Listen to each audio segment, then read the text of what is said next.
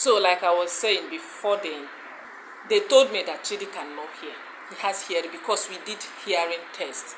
There is no type of test, I kid you not, there is no type of test you can think of we have not done upon this boy. We did hearing test. The hearing test came out and said Chidi does that, the ear blah blah blah, Chidi cannot hear well. We went and bought hearing aid. But by the grace of God, being him, he could not wear it. When you put it in his ear, he will be irritated, I don't know, sort of anxious. He will not agree to wear it. He will remove it. At the time, because it was still his spoiled one, we say, okay, no need of putting it on him. Because once you put it, no matter how you fix it, he will make sure he drag it out.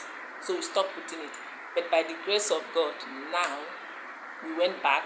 They said Chidi's hearing has greatly improved. To me, now he doesn't have any hearing problem, because even if he's very far and they call Chidi, he will turn and run and start coming. He hears his name wherever he is. And if you tell him to do something, the ones he can do, he hears very well. So that is another testimony. Another one, they told me that his understanding might not improve, because they say that, like they told us, they say he has a what we call cerebral atrophy, that one of the brain for understanding is shrinked, that he might not be able to understand. My dear brothers and sisters, my son understanding, I can even attest to that, has, if it's before 2%, I can tell you now it's like 4 to 5%. We are not there yet, but 4 to 5% is something to be grateful for. So that is another testimony.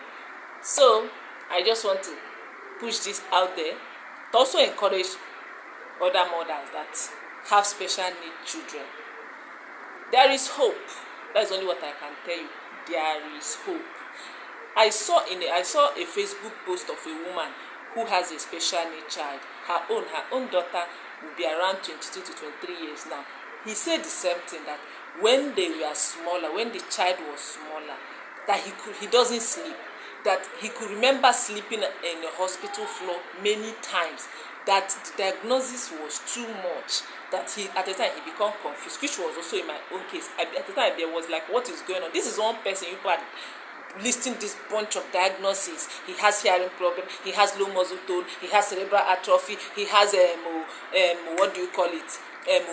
low immune system, his digestion, he cannot digest food. That one, most of the time we produce things like apple, he cannot digest apple. There was so many diagnoses that at the time I was like, is it not only one person? Are they like more than one, that people are listing all this bunch of diagnoses for me? That was what the woman said, that but by the grace of God, today, all those diagnoses that they gave her, none of them is existing again, that all of them has gone, that the daughter is doing wonderfully well now. No more emergency hospital, no more sleeping at the hospital floor, no more standing watching, like my own case. If I tell you, I hardly sleep in the night, because I don't know if I will be scared that I might close my eyes and wake up and my son is dead. Because most of the time I will be sleeping, I will be dreaming that somebody is making a noise. I will be dreaming that my son Chidebe is struggling to breathe. I will wake up and see that he's having convulsion, that he's truly struggling to breathe. Many times, not one, not two, not three. At the time I become scared of sleeping, I will just keep him on the bed. Let me just go and bath. I will be in the bedroom and be hearing some sort of, because there's how they make that noise when they're having convulsion.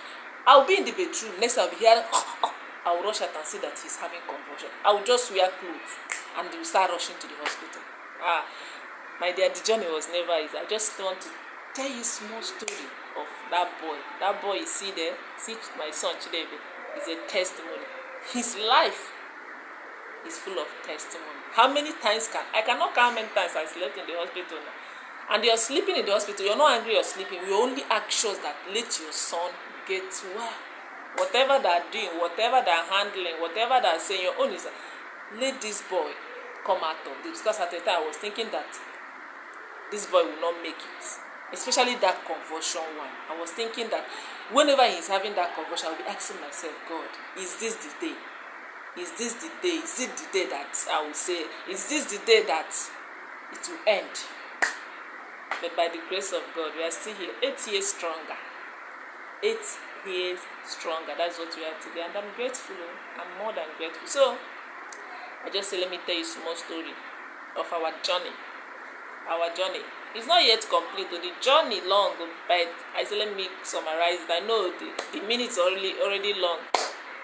Sorry for the long video, but I cannot keep it to myself. Oh, I'm so glad, relieved that we are getting there. We are making improvement. That no more too much worry of what will be, to what will happen the next minute. Before, I hardly go out. If I go out, I will be outside and my children will be calling me.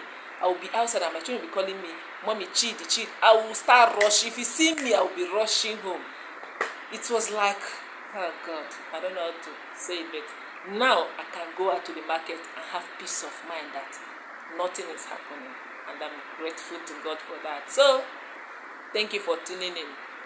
Thank you. Don't mind my blabbing.